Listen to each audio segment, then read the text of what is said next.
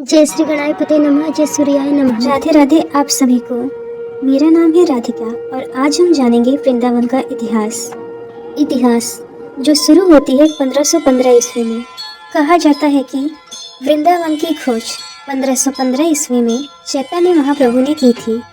ऐसी मान्यता है कि उन्होंने श्री कृष्ण के जीवन से जुड़े खोए हुए पवित्र स्थानों का पता लगाने के उद्देश्य से वृंदावन का दौरा किया। वृंदावन को ब्रज का हृदय भी कहा जाता है। वृंदावन ब्रजभूमि का एक प्रमुख शहर है।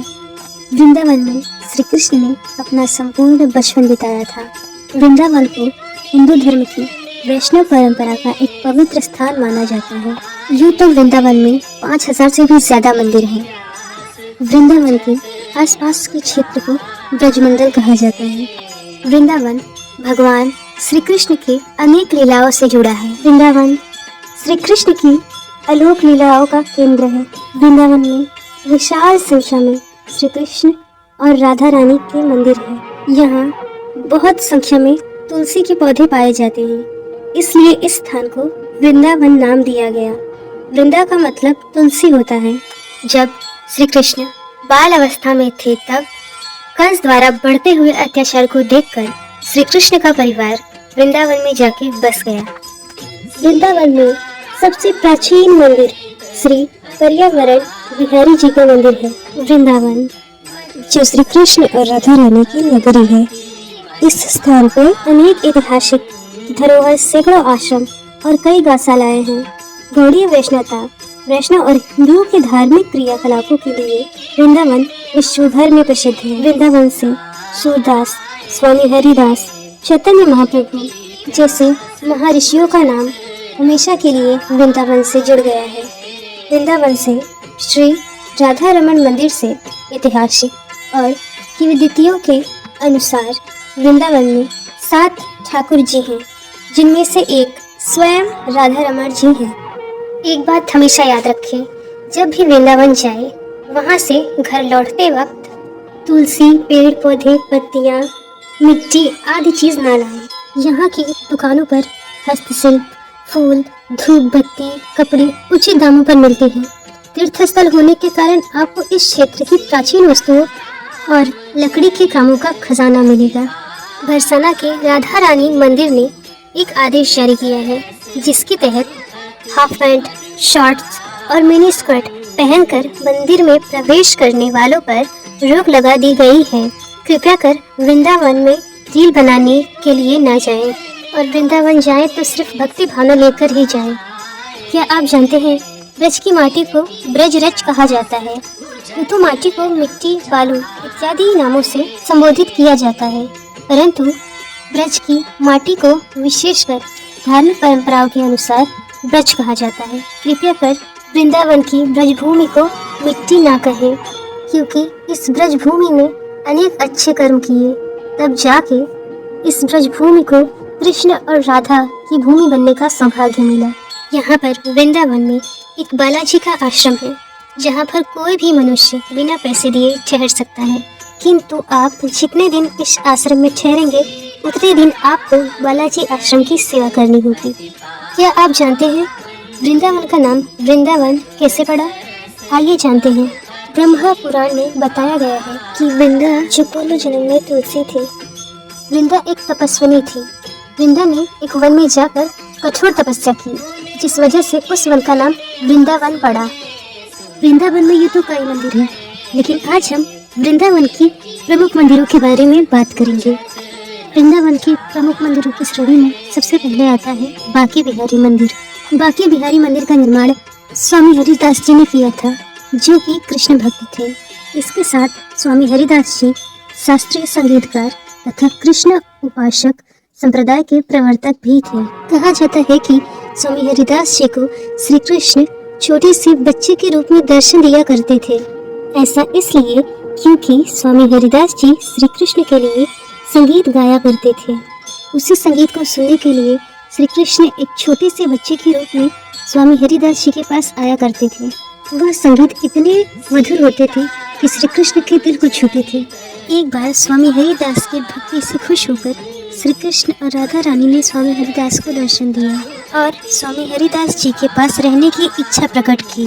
तब स्वामी हरिदास जी ने कहा कि हे कृष्ण, मैं आपको तो लंगोट पहना दूंगा, लेकिन मैं राधा रानी को कैसे रखूंगा, वो तो रानी है। स्वामी हरिदास जी की बात को सुनकर श्री कृष्ण मुस्कुराए और इसके बाद राधा व कृष्ण की युगल जोड़ी एकाकार होकर एक विग्रह रूप में प्रकट हुई। कृष्ण और राधा के इस रूप को स्वामी हरिदास जी ने बाकी बिहारी नाम दिया। संगीत में ख्याति प्राप्त तानसेन और बैजू बेवरा स्वामी हरिदास जी के ही शिष्य थे। स्वामी हरिदास जी इतने निपुण संगीतकार थे कि अकबर भी वेश बदलकर इनके संगीत को सुनने आया करते थे। स्वामी हरिदास जी ने कृष्ण भक्ति पर पद भी लिखा है जो कि ब्रज भाषा में है। इसी तरह अपना संपूर्ण जीवन स्वामी हरिदास जी ने कृष्ण भक्ति में लीन होकर ही व्यतीत कर दिया। इसके बाद वृंदावन में दूसरा मुख्य मंदिर श्री राधा वल्लभ मंदिर है। राधा वल्लभ जी का अर्थ है कि कृष्ण और राधा एक है। आत्मादेव नाम का एक ब्राह्मण था। उनके पूर्वजों ने कैलाश पर भगवान शिव जी की पूजा की थी, तो भगवान शिव जी ने उन्हें आशीर्वाद के रूप में श्री राधा वल्लभ जी की मूर्ति दी थी और यह श्री हरिवंश महाप्रभु जी थे जिन्होंने इस मूर्ति को उचित ठौर यानी कि ऊंचे स्थान पर यमुना नदी के चट्टान पर स्थापित किया, जिसे आज हम राधा वल्लभ मंदिर के नाम से जानते हैं। वृंदावन का तीसरा प्रमुख मंदिर प्रेम मंदिर है। इस मंदिर का निर्माण जगत गुरु कृपालु महाराज द्वारा भगवान श्री कृष्ण और राधा के मंदिर के रूप में किया गया है। इस मंदिर के निर्माण में करीब 1000 मजदूर व 11 वर्ष के समय के साथ साथ 200 करोड़ रुपए की धनराशि लगी है। प्रेम मंदिर की ऊंचाई 125 फीट है। प्रेम मंदिर बहुत ही भव्य मंदिर है जो वृंदावन की सुंदरता को 4 चांद लगाता है। इसके बाद वृंदावन का चौथा मुख्य मंदिर निधिवन है। निधिवन वृंदावन में स्थित एक पवित्र स्थान है। यह भगवान कृष्ण की लीलाओं को समर्पित प्रमुख स्थलों में से एक है। ऐसी मान्यता है कि रात होने के बाद श्री कृष्ण और राधा रानी अपनी गोपियों के संग यहाँ आते हैं और रास लीला करते हैं। और यही निधिवन में एक रंग महल भी है जो जंगलों से घिरा हुआ है। इस रंग महल में रास लीला खत्म करने के बाद राधा और कृष्ण विश्राम करते हैं। निधिवन मंदिर में राधा और कृष्ण की एक सुंदर मूर्ति भी है और यहाँ श्री बंसी छोरी राधा रानी मंदिर भी है। उसके साथ साथ यहाँ स्वामी हरिदास जी का जीवित समाधि भी है। यहाँ पर एक तालाब भी है जिसे स्वयं श्री कृष्ण ने उनके सखी ललिता के नाम पे बनवाया था। निधिवन में रात को किसी को भी रुकने की अनुमति नहीं है। निधिवन में विशाल तुलसी के पेड़ पाए जाते हैं। वो जड़ों में है और उनके जड़ें आपस में उलझे हुए हैं। निधिवन जितना खूबसूरत इस वन का नाम है उससे कई गुना ज्यादा खूबसूरत ही निधिवन है। निधिवन के बाद वृंदावन का 5वां मुख्य मंदिर श्रीरंग जी मंदिर है। यह मंदिर अत्यंत सुंदर है जो मन को मोह लेता है। जयपुर के एक राजा थे जिनका नाम था सिवाई जय सिंह। सिवाई जय सिंह ने जयपुर से इस मूर्ति को वृंदावन में लाया था। सिवाई जय सिंह ने इस मूर्ति को जयपुर से वृंदावन इसलिए लाया क्योंकि राजा जय सिंह के सपनों में श्री कृष्ण जी स्वयं आए थे और श्री कृष्ण जी ने जय सिंह से कहा कि वृंदावन में इस मूर्ति को स्थापित कर मंदिर बनवाए और राजा जय सिंह ने बिल्कुल ऐसा ही किया। वे जयपुर से इस मूर्ति को वृंदावन लाए और उन्होंने श्रीरंग जी मंदिर को बनवाया। मान्यता यह भी है कि इस मूर्ति का निर्माण भगवान कृष्ण के परपोते वैष्णव ने किया था।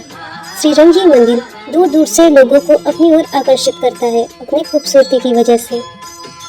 श्रीरंग जी मंदिर के बाद वृंदावन का 6वां मुख्य मंदिर श्री प्रियकांत जो मंदिर है। इस मंदिर को लोटस टेम्पल भी कहा जाता है क्योंकि यह मंदिर बिल्कुल कमल के फूल के समान बना हुआ है। इस मंदिर का शिखर दूर से ही चमकता हुआ दिखाई देता है। यह मंदिर भी श्री कृष्ण और राधा को समर्पित है तथा इस मंदिर में भी भगवान राधा और कृष्ण की अत्यंत सुंदर मनमोहक मूर्ति है। श्री प्रियकांत जो मंदिर, इसका नाम इस तरह इसलिए है क्योंकि यहाँ प्रिया का मतलब राधा और कांत का मतलब श्री कृष्ण है। मंदिर के गर्भगृह में प्रियकांत जो के दर्शन करके भक्त अत्यंत खुश हो जाते हैं। ऐसी दिव्य मनोहर झांकी श्री प्रियकांत जो का यहाँ पर होता है। इस मंदिर की लगभग ऊंचाई 125 फीट है।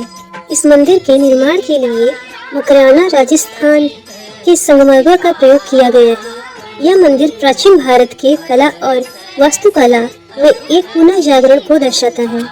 इस मंदिर को बनाने का संकल्प विश्व शांति चैरिटेबल ट्रस्ट ने 2007 में लिया था।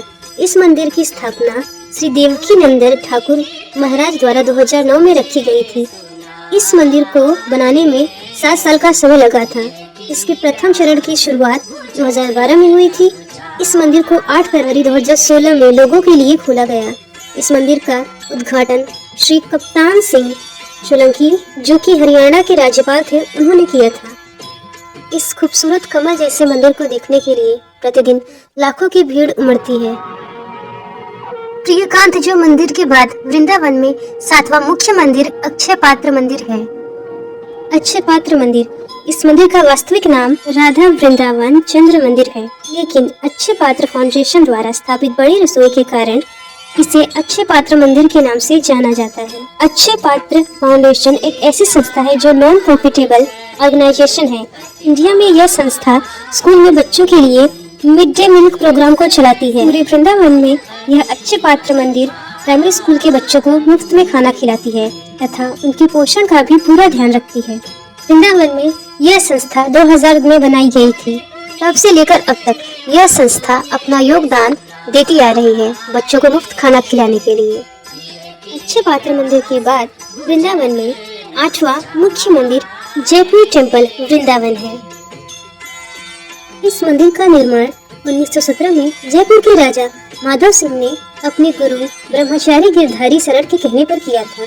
इस मंदिर को बनाने में राजा माधव सिंह को समस्या आ रही थी, क्योंकि राजा माधव सिंह जी राजस्थान से पत्थरों को ला करके वृंदावन का यह मंदिर बनवा रहे थे। मथुरा में तो रेलवे लाइन थी, परंतु मथुरा से वृंदावन तक कोई रेलवे लाइन नहीं थी, तो मथुरा से वृंदावन का रेलवे निर्माण राजा माधव सिंह जी ने किया, जिससे लाल पत्थरों को वृंदावन लाया गया, जिससे यह भव्य मंदिर जयपुर टेम्पल वृंदावन बनकर तैयार हुआ।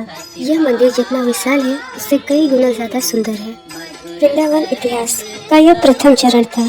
वृंदावन इतिहास का दूसरा चरण देखने के लिए हमारे चैनल को सब्सक्राइब करें। आप सबको मेरा राधे राधे।